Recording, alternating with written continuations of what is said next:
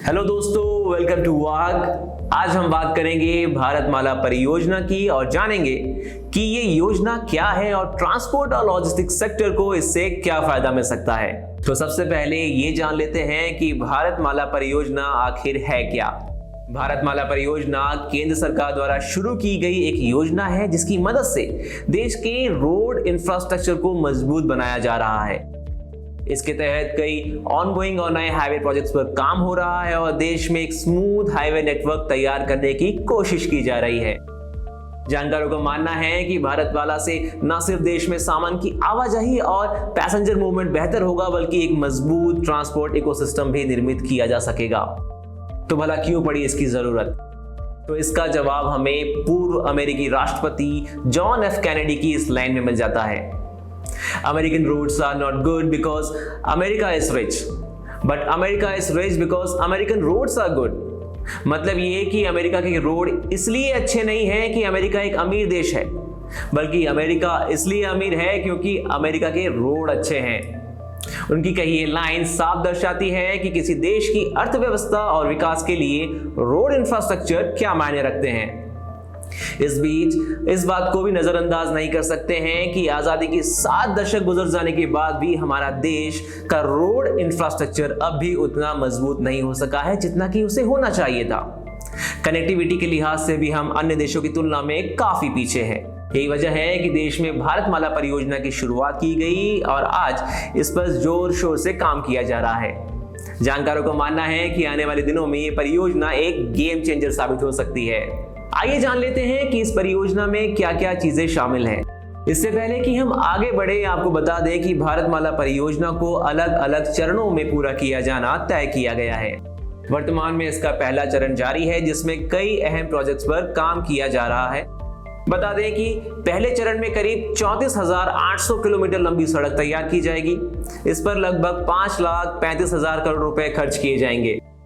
परियोजना के तहत आने वाले प्रोजेक्ट्स की बात करें तो इसमें 9,000 किलोमीटर लंबा इकोनॉमिक कॉरिडोर शामिल है, जिसे 1,20,000 करोड़ रुपए की लागत से तैयार किया जाएगा।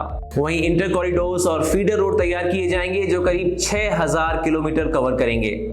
इस पर करीब 80,000 करोड़ रुपए खर्च होंगे। इसके अलावा 1,00,000 करोड़ रुपए की लागत से नेशनल कॉरिडोर्स के लिए 5,000 किलोमीटर सड़क निर्माण किया जाएगा। वहीं 25,000 करोड़ की लागत से सीमावर्ती इलाकों में कनेक्टिविटी को बेहतर बनाया जाएगा। इसमें अंतरराष्ट्रीय सीमाएं भी शामिल होंगी। इसके अतिरिक्त करीब 20,000 करोड़ रुपए खर्च कर तकरीबन 2,000 किलोमीटर कोस्टल रोड्स तैयार किए जाएंगे। इस बीच एक्सप्रेसवे निर्माण पर भी जोर दिया जाएगा और करीब 800 किलोमीटर लंबे एक्सप्रेसवे तैयार किए जाएंगे। इन पर करीब 40,000 करोड़ रुपए का खर्च होगा। इस परियोजना से मिलने वाले कई फायदे भी हैं। पहला फायदा तो ये कि देश का रोड नेटवर्क मजबूत होगा, स्पेशली हमारे हाईवे कनेक्टिविटी बेहतर होगी, जिसका सीधा फायदा ट्रांसपोर्ट और लॉजिस्टिक्स सेक्टर को मिलेगा। दूसरा फायदा ये है कि जो भी मौजूदा कॉरिडोर्स है वो ज्यादा एफिशिएंट बन पाएंगे, गाड़ियों की स्मूथ मूवमेंट सुनिश्चित होगी। तीसरा ये है कि उत्तर पूर्वी राज्यों से देश के अन्य हिस्सों को जोड़ना बहुत आसान होगा। यहां तक कि सीमावर्ती इलाकों से भी कनेक्टिविटी बेहतर होगी। वहीं इस परियोजना के तहत मल्टी मॉडल लॉजिस्टिक पार्क्स तैयार किए जाने की बात भी शामिल है, लिहाजा देश के लॉजिस्टिक सेक्टर को इससे एक बड़ा बूस्ट मिल सकता है। इसके अलावा भारतमाला परियोजना अंतरराष्ट्रीय व्यापार को भी बढ़ावा देगी। जानकारों का मानना है कि इससे देश में निवेश को भी बढ़ावा मिलेगा। सबसे बड़ा फायदा ये कि ये परियोजना देश में रोजगार सृजन को भी नई गति देगी। बता दें कि इस प्रोजेक्ट के सामने कुछ चुनौतियां भी हैं। सबसे बड़ी चुनौती है इस प्रोजेक्ट के पूरे होने में होने वाली देरी। कुछ खबरों और रिपोर्ट्स के जरिए कई बार ये बात सामने आ चुकी है कि भारतमाला परियोजना को तय अवधि में पूरा होता देखना बहुत मुश्किल है। साल 2020 में रेटिंग एजेंसी इक्रा की एक रिपोर्ट की माने तो इस परियोजना को पूरा होने में 4 साल का अतिरिक्त समय लग सकता है। मतलब ये कि परियोजना 2022 की बजाय संभवतः 2026 में पूरी होगी, वो भी तब जब वित्तीय वर्ष 2023 तक प्रोजेक्ट से जुड़े सारे कॉन्ट्रैक्ट्स जारी किए जाएंगे।